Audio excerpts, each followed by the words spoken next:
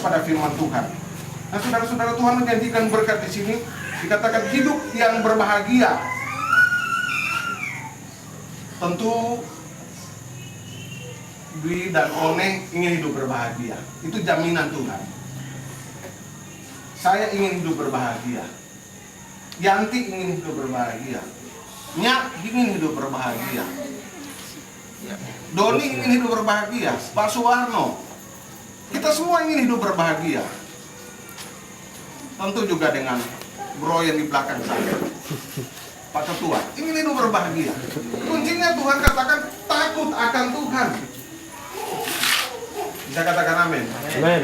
Takut akan Tuhan, hidup takut akan Tuhan. Jadi ada jaminan berkat. Kemudian ada jaminan berkat yang kedua. Kalau saudara perhatikan, menikmati hasil jerih lelah. Dikatakan ayat yang kedua.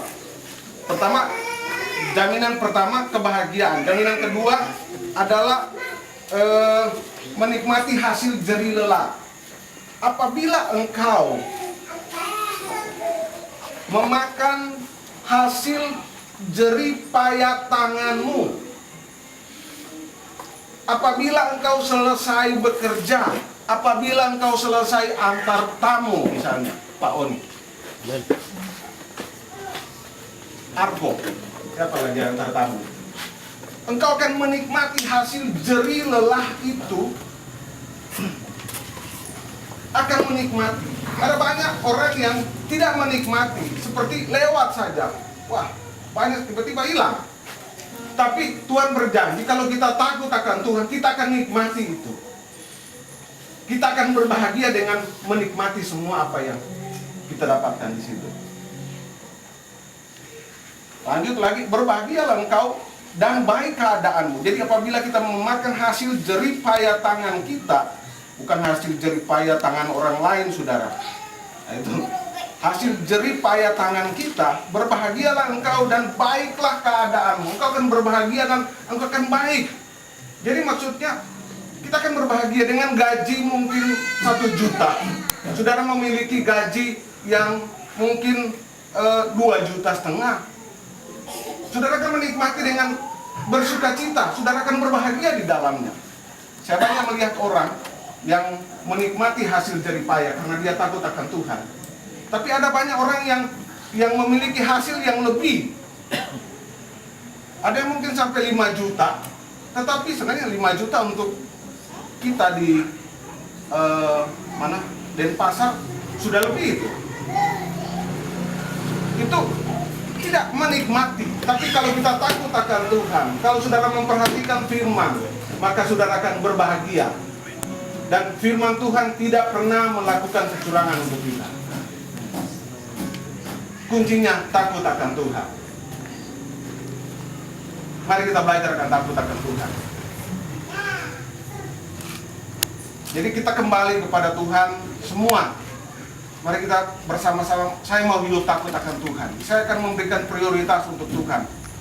Dalam Amsal, saya banyak baca itu tentang takut akan Tuhan. Orang yang takut akan Tuhan, dia akan hidup jujur. Orang yang takut akan Tuhan, dia akan tulus melakukan sesuatu. Dia bersih melakukan sesuatu. Tidak melakukan pekerjaannya dengan curang.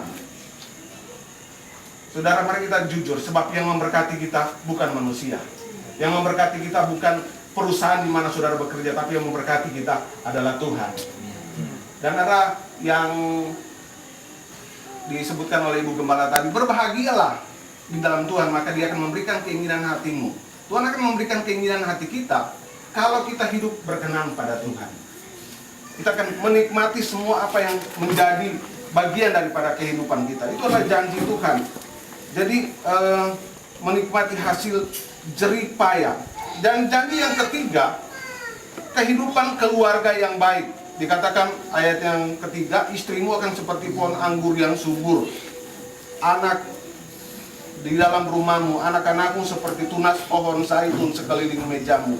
Jadi saudara, bukan hanya sampai di sini. Mas Dwi atau Pak Dwi bukan hanya menginginkan, wah lahir, terima kasih Tuhan. Lantas sekedar berbahagia di situ saja. Tapi kalau saudara tetap takut akan Tuhan, hidup berkenan pada Tuhan, saudara akan nanti hasil yang luar biasa. Dikatakan anak-anak keluarga yang baik, anak-anakmu akan seperti tunas pohon zaitun sekeliling meja.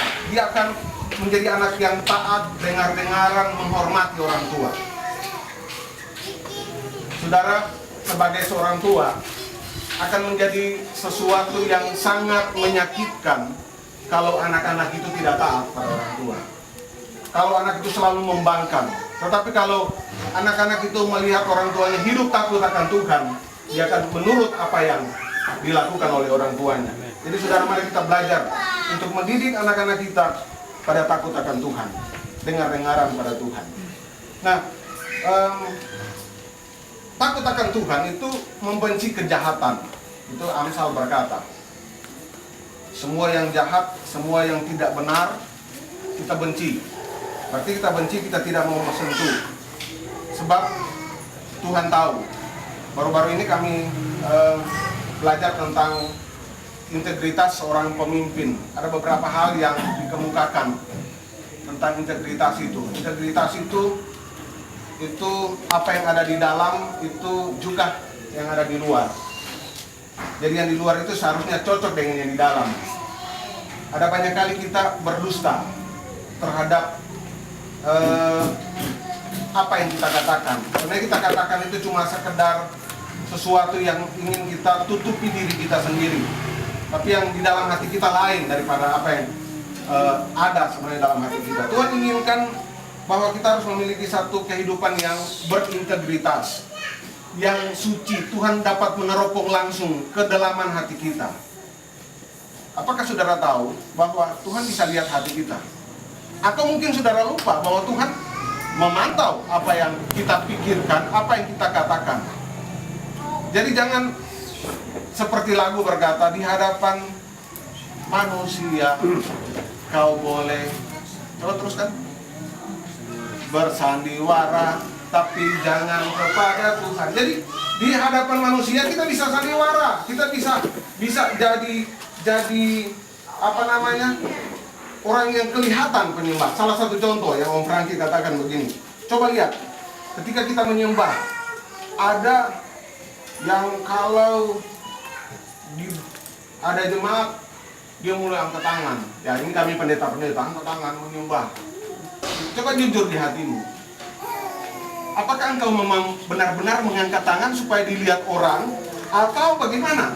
Karena engkau seorang diaken, atau karena engkau seorang gembala, atau karena engkau seorang tua-tua di dalam jemaat? Terkadang kita berbohong terhadap diri kita sendiri. Pernahkah kita mengangkat tangan? Pernahkah kita memuji Tuhan? Atau menyembah Tuhan ketika kita berdoa dalam kesendirian kita? Atau cuma sekedar pas mau doa, sandar di dinding, angkat kaki sedikit,